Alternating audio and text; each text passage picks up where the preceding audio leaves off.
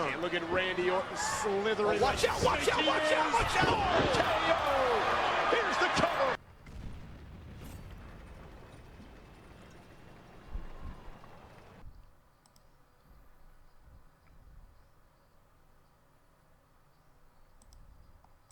Hey, what's up everyone? Now we're back here today with another video. This time focusing on the Tier 9 British light tank, the GSOR, which hasn't been on the channel since, honestly, like the Is It Worth It videos when it got first released. The UK Lights did back in July, I think it is. And we showcased a very, very good game in this tank on Scorpion Pass, I believe, which was quite the nail biter. So I think that's the only video of this tank so far, but here's the second one, and yeah, we'll be looking at the first game on Malnovka, which is pretty much, you know, the light tank's playground. So you're going to the pretty normal position into this bush, hopefully try to get some spots, but unfortunately we get spotted by their setter. So we're going to send in my Hawk 30 and take care of the setter real quick, and kaplow, he's gone. That's the fun of UK lights right there. They weigh nothing. And now we're going to set our sights on the Tiger 1 satin base that the Hawk 30 lit up on his YOLO mission from hell, I guess. I don't know. It doesn't look like the Tiger 1 moved, and sure enough, we pop another shot into him. But rather than just keep farming a tank that's not really doing too much, let's try to put one into a Tier 9 tank. And yeah, sure enough, we do. Tiger 1 was still there, but if I can get a shot into a Tier 9 tank, which in this match is actually the top tier tanks, like myself, especially the enemy scout, even if it is another GSOR, I'm going to take that opportunity rather than the Tier 7 tank, especially a Tiger 1 that is not that hard to take out, especially on a map like Malnovka. But we've kind of retreated from that position, and now we're just kind of skirting this ridgeline, which is a little bit different. It's not the usual kind of spot you find yourself, but kind of adapt based on the game, and they have a lot of people in that middle ice area, if that's a term. It is now. If you put one into the Panther, and you see where that Roger Dodger, GSOR, and a few other tanks are, as I try to practice rock climbing in the game, and it's not going so hot. But I'm trying to stay away from that position. There is a way to counter it, but I don't want to get artied. So, and there is an M53-55 in the game. So rather than getting outplayed by the square, just take a slightly less aggressive position. He says while just charging through an open field, but you know, it happens. So they haven't taken the hill. We know that now, and we can be more aggressive. Strange game. Usually they at least send a couple people up on the hill, but we're gonna take advantage of that and just poke out and take out the Panther, who's an easy one shot. Then we get shoved in the open by our T-43. It's alright, stuff happens, I guess. But luckily we were able to get back before any damage is harmed or caused to us. Now we're getting quite a bit of assist there on the STA-2 Black. A little bit more. Actually quite lucky to track him. We just shot him right in the broadside, but then we were able to finish him off there for our second kill of the game so far. And now the T-43 looks like he's overextended and poked that way too far. I'm going to try to put one into the ramrod while I can and just try to get out of here, because my team is still not advancing. They're kind of just sniping up on the hill, so rather than chill in that position by my lonesome, we're going to just back off a little bit. That is a really good spot where I was at, but I just got to realize the situation that, yeah, we're kind of alone there except for this Conqueror, who we're trying to lead this guy back to. We snap one onto the ramrod, but we bounce off of him. It's a miracle we even hit him, because the GSOR is not that good on the move stuff, as a light tank that is primarily used for passive scouting. The way I played is much more aggressive than the average GSOR player, more than likely. He puts one into us. Unfortunately, we kind of messed that one up, but our KB3 doesn't mess up and can actually aim. So, ramrod is down, and this game seems like it's pretty much in hand at this point.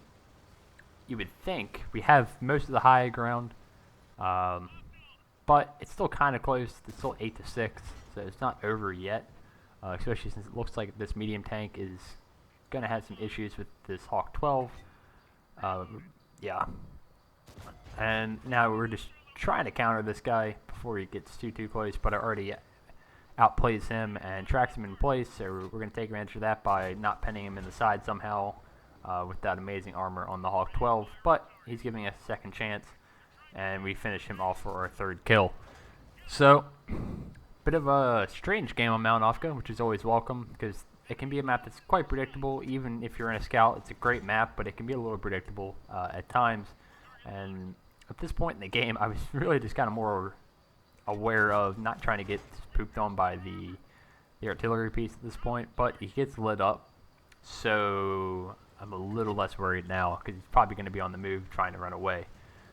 And we also see the arty, so of course we're going to want to try to go after him, because, you know, why not? We fire one on the move for some reason, don't know why, and we spot up the 50 TP, who has been sat in their base for most of the game, it seems like, and we're going to go say hello to him if we can, but they still have 2 TDs as well. We have to kind of be mindful of that rather than just charging right in, and especially one of them is an Iron Rain that can easily 2-shot us, and he has 3 rounds, so let's do the math on that one. It's not a good idea to just charge in there, even with the derpy gun handling on the Iron Rain, as again we miraculously bounce off the side of a paper tank, and it's trying to keep these guys lit up while not overexposing ourselves and just being aware of what the 50 TP is doing.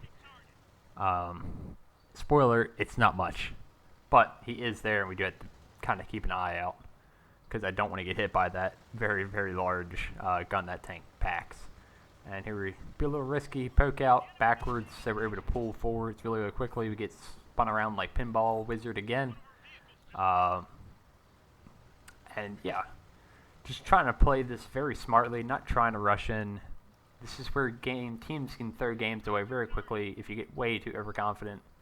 And try to avoid that. As we actually load HE for him, we don't pen him, but we do track him, and we get that little bit more of assisted damage. So obviously, it would have been nice to pen him, but we also are completely alright with just tracking that Borsig or Iron Rain, whatever, in that one position and picking up that extra assisted damage. Especially since I'm slowly making my way towards 3 marks on this vehicle, and we're going in on the 50 TP. I was assuming he was still playing, but I don't know if he's disconnected or something. I have no idea. So we're going to take a lot of advantage of this, especially on the way towards 3 marks. As you see this game right now on my barrel, I only have 1. I've got 2. I'm around 87, 88% in this tank at this point. Slowly getting there, just playing a couple games of session in it, and focusing on, I think, the LHM TV first, because I'm about 94% in that tank at this point. But rather than just be tunnel vision, I've been paying attention to the scout that is coming up behind me, and yeah, we're going to deal with him first because he's actually playing, rather than just sit there and try to farm the AFK tank. It's much more fun to play against your own opponents that are actually playing. As we give him a little nudge, put one into him, he misses another shot, and now we are definitely at the advantage in this fight. And we can kind of just take our time. We can even take a shot if we want to, and yeah, he hits us, but that's fine. We've hit him 3 times for 1 in return. I don't go to kill him for some reason. I don't know why, because I figured, hey, he'll have to cross in the open and I can just kill him then. But no, he's able to just neo it and get out of the way of our shot. So a little bit unfortunate there, but that's okay. We're the fastest tank alive, I think. Try to hit one on the move, because why not at this point in the game? Who wants a good laugh? I do, but it doesn't come off, so it's okay. We're just going to have to go chase this guy down, and he runs right into a tree, which is the UK Lights nemesis, basically. And we aim in on the move, track the GSOR this time, and now he's pretty much just stuck, and we're just going to come in on him and just lead our shot a little bit, not our BRT, and finish him off for our 4th kill of that game. So, not the most miraculous result, but a solid game on a very, very good map for the tank. And just showing what's possible, I guess, when top tier, even in a tank that's probably still the worst tier 9 light.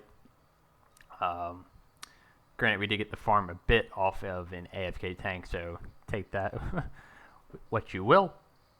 But not going to complain. It's always nice to have a little present at the end of games occasionally. And yeah, it wasn't just farming. Had a nice little battle with their GSOR at the end. So, solid game on Malinowka in the GSOR. And next we're going to move on to the second game that we're going to feature with this tank on Canis. I'm going to butcher the name of that, but relatively map that was added this year. So,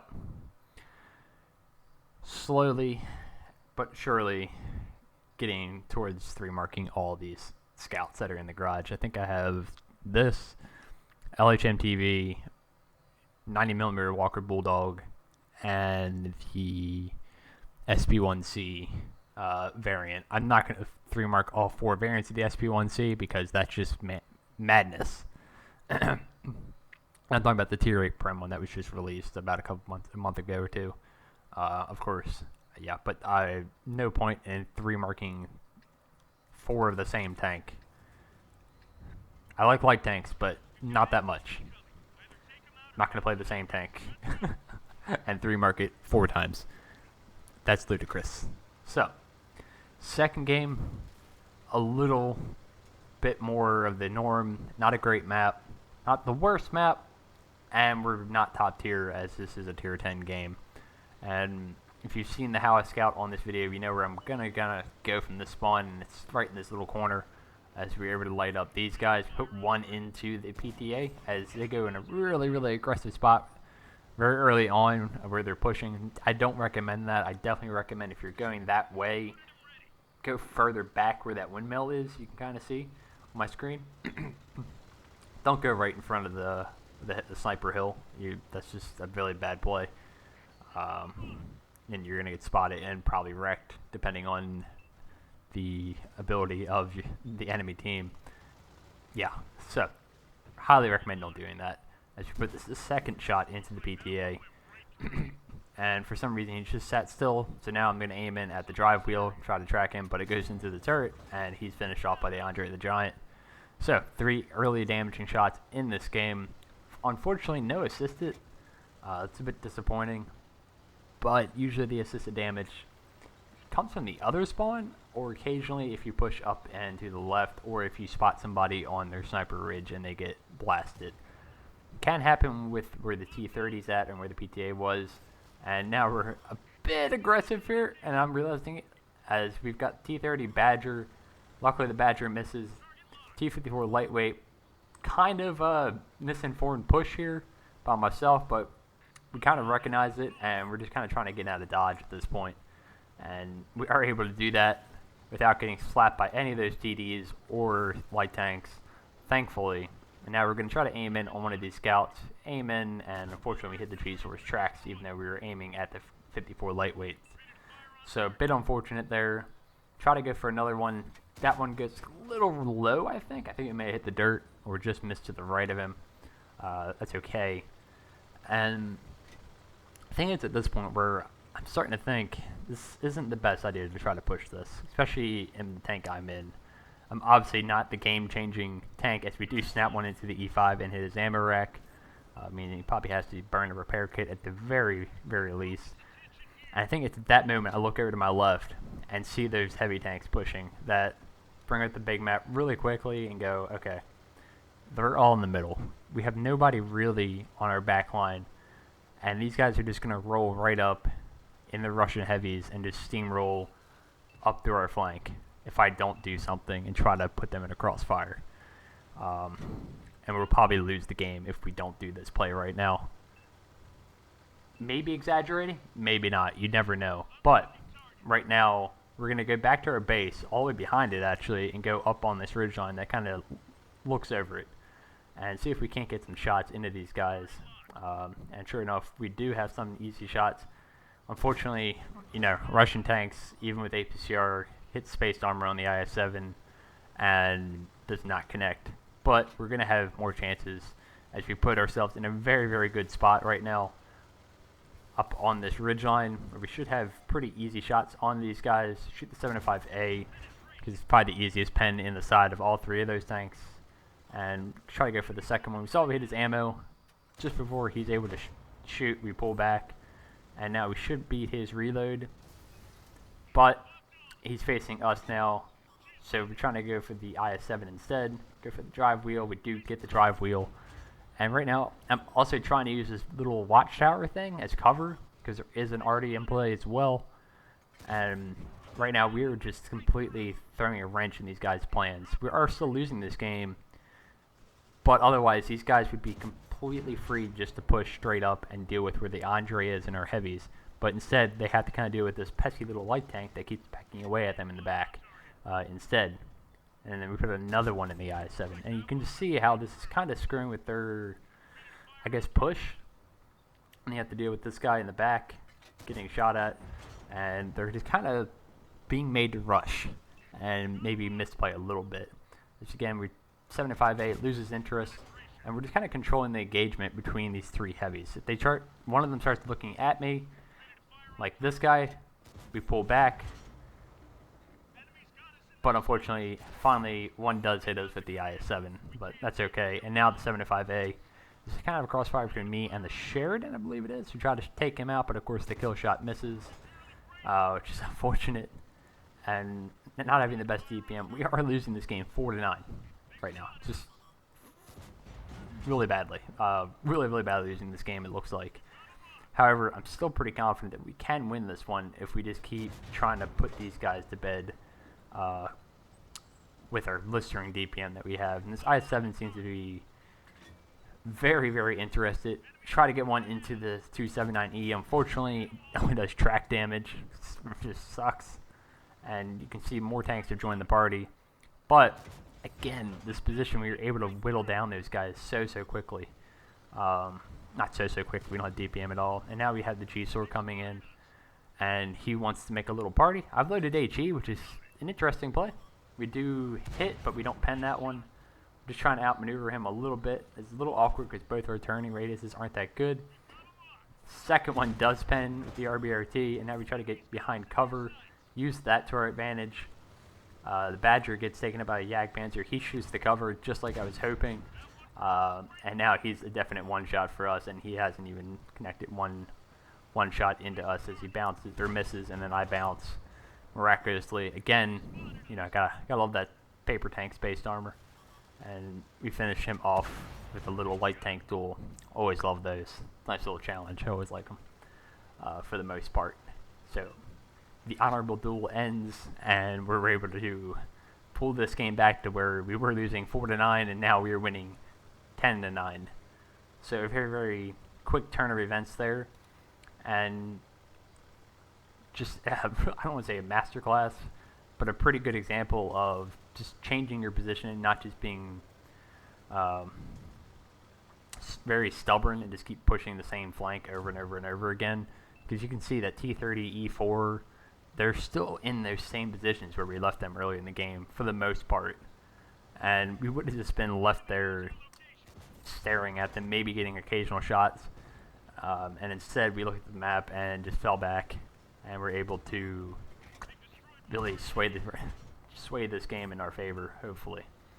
And now all we have left is the E4 and the SU-122-54, actually, one of those. That's very exciting, up on the hill. And now we can be a little bit more aggressive. We only have 11 shots left, too, by the way. GSOR does not carry a lot of ammo whatsoever. But it's probably still tier for tier, possibly the best of the UK lights. Manticore is still a favorite of mine, but I can understand why this one may be better. But we'll see about that. This 90 mil on this tank is not too bad. The DPM is still poo, but compared to the other ones like the LHMTV and the Setter for sure, yeah, this one's not too bad. As we miss the Artie, but he misses us, so we know we have some time here to just play with this. Stop just enough to let the reticles shrink. I just didn't want to have the SU-122-54 come barreling around the corner and just lay one into me. And he looks like he's going to be still sat up here. We RBRT put one into him. He's trying to traverse, and yeah, Taylor CDs, by the way. He never gets a shot into us, and now it's just the E4. We're trying to back up, see if we can get a shot in him. But hey, we get a nice little push from our 432, who just takes us on a little drive, and we get another shot at So, nice little, I guess, team play moment there. I don't know, but pretty funny, to say the least. So, very interesting game on Canis, to say the least. Again, don't know if that's how I'm saying that right, but I don't care. He picked up 5,100 damage, only 300 assisted. Not that surprising. Not the best for assisted at all, that map. But a little bit of good gameplay on changing positions and just swinging the battle, I guess. So, hopefully you guys enjoyed those 2 games. No more videos till next week, most likely, because I'll be going home, and I will catch you guys later. See ya. Peace.